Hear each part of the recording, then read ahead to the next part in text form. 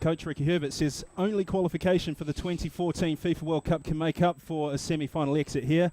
And with the London 2012 Men's Olympic Football Tournament looming and September's Stage 3 qualification program also on the horizon, Herbert has opted for youth. It's the same lineup that drew with the Solomons 48 hours ago, with the addition of Marco Rojas, who is in for the suspended Leo Bertos. New Zealand should cope with anything in the air with reasonable comfort. Yeah. Oh, and it's a header. Oh, it's hit the post, I think. And Clapham off the line, I believe. Clapham off the line. And that was just a delicately placed header. There wasn't too much power on it, but Clapham doing his job, sticking there and just having the height to get it over. And the importance of this game as well, other than maybe sort of getting the advantage for the World Cup qualifiers to come.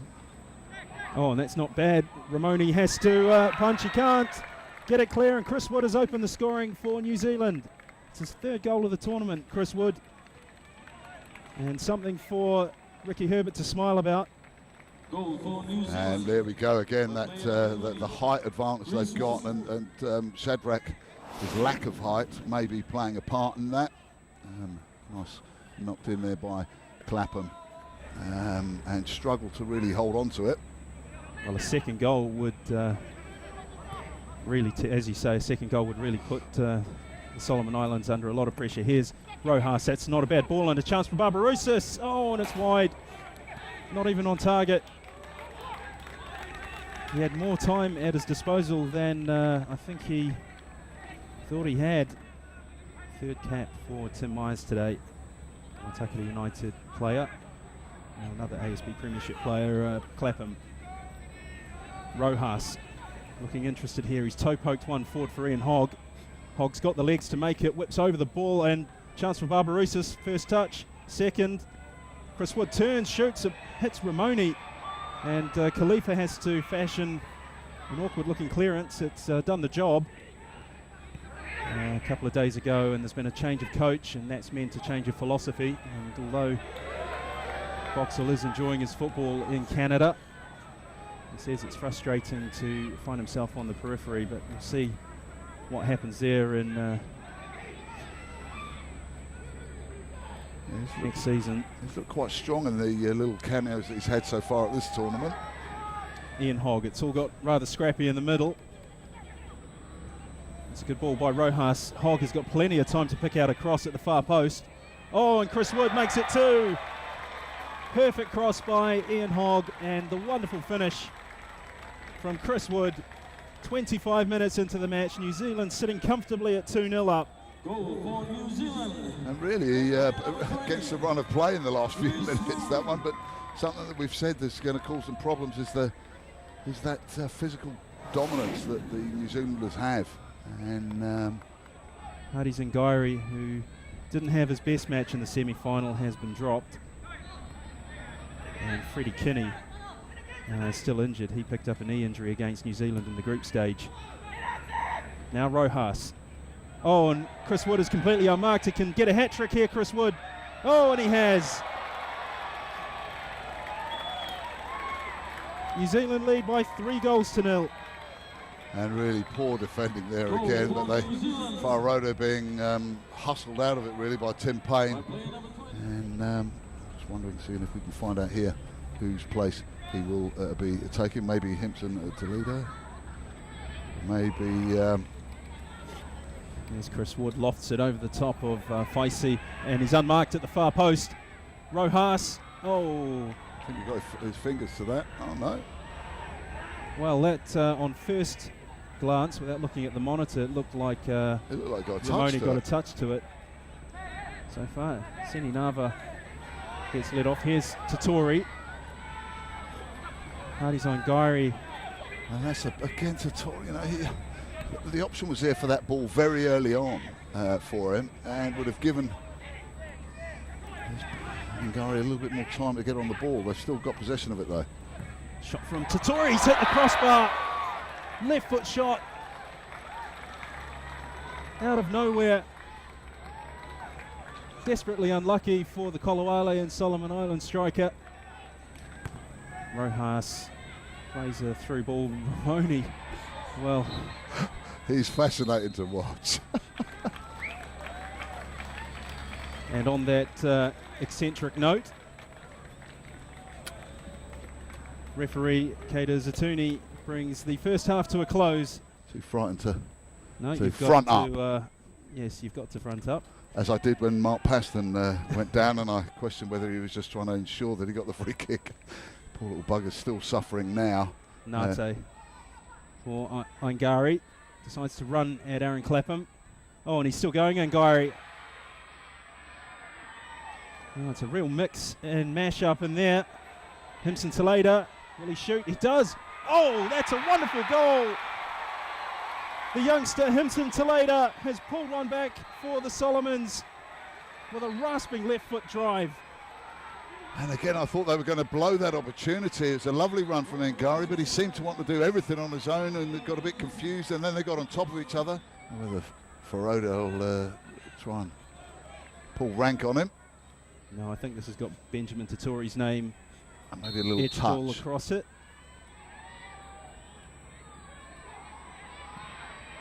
Oh, and not far away either.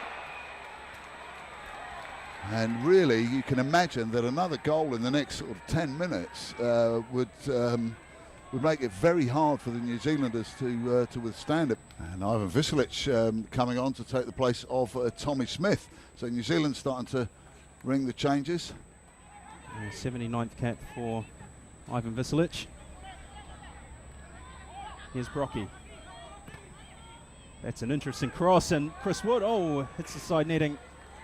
Maybe even come off the post there, but again, just... Oh, lovely piece of skill by Jeremy Brocky. That was a tough one for Tim Payne to get a hold of from Tim Myers. Now Taleda, the goal scorer for the Solomons. Boulay runs into Michael Boxall. Nate. Aingari. Tatori. Benjamin Tatori.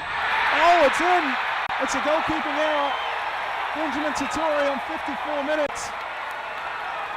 Jake Gleeson gets a ruffle of the hair from Michael Boxall. And it has set the cat amongst the pigeons there, Gordon, and he hasn't had the most convincing of tournaments. There's been the odd little bit of hesitancy, but that was a poor clearance there, making a rod for perhaps for Scott. And again, cheaply given away, and Chris Wood has a shot. Oh, and he hits the crossbar. And the second ball, Wood collides with, I think, Michael Boxall. Desperately unlucky for New Zealand. Pump the ball into the area, and New Zealand will get chance after chance. It's not the most attractive way to play the game, and there seems to be a bit of a head knock there, and I'm not sure. There is Chris Wood's shot, thumped into the crossbar. Shadrick Ramoni knew nothing about it, as we see the withdrawal of hat-trick hero Chris Wood. Absolutely shattered. Look at him, he's dripping with sweat. Slice ball, but it reaches the man that he wanted to. Now Tatori begins his run behind halfway and is still going. And maybe a card coming here. Yeah, could be. Ian Hogg. Or a chat. No, I think the hand's got in the pocket, and probably fair enough too. I believe that's the first yellow card of this game. And here we are, we're seeing Marco Rojas coming off and Shane Smeltz coming on. Boxall. Battling away for possession, and Shane Smeltz was offsidey. Allows Barbarouses to run through and retrieve the ball for New Zealand. And look at them, there's no one here with Smeltz, absolutely no one. Oh! And Frodo Ramoni, as we've nicknamed him now, again left flapping in the breeze. And again, another long, hard day at the office for the New Zealand team, as it has been throughout this tournament.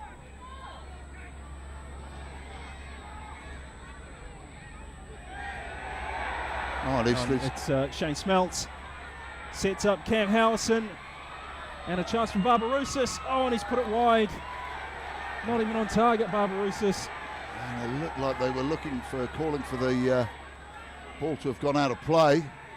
And he'll try and put it straight in, I would imagine. He's played it short to Henry Ferodo. They have played one or two. Oh, and he shoots to the near post. And Jake Gleeson, again, just making sure of it. never managed to get hold of it the first time of asking, but this time managing to. Wangari. Boulay. Wangari decides to play Henry Ferodo. And the ball played wide now to Benjamin Totori. Couple of step overs and a shot. Oh, he scores! It's 3-3. Benjamin Totori with a wonder goal. And we're all square at Lawson Thomas Stadium. A piece of magic by Benjamin Totori. Unbelievable. That was a bit of a bizarre decision now. I think Shane Smeltz will be relieved to have got the free kick going his way, and it gives him a good chance now to maybe make penalties not necessary.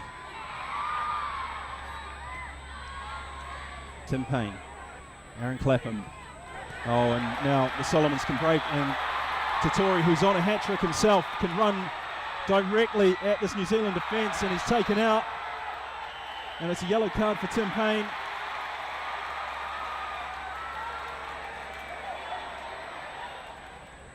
Yeah, so the matches I was thinking about took place in Bangkok in 1999 against Thailand and Poland. As we see this ball hoisted in, and Shane Smeltz with a chance. It's in the back of the net, and New Zealand, would you believe it, 3 minutes into time added on. That looked like the most blatant offside that I've ever seen in the history of the game, but I must have, maybe he's timed his run and nipped in there. The assistant referee on this side has had no hesitation throughout this game to put the flag up, and that'd be fascinating. The game seemed to almost stop there. Here is Smeltz. Wow, difficult to tell on the angle.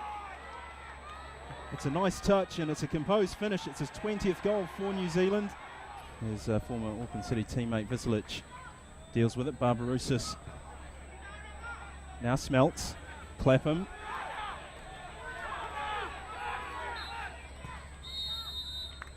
And relief for New Zealand.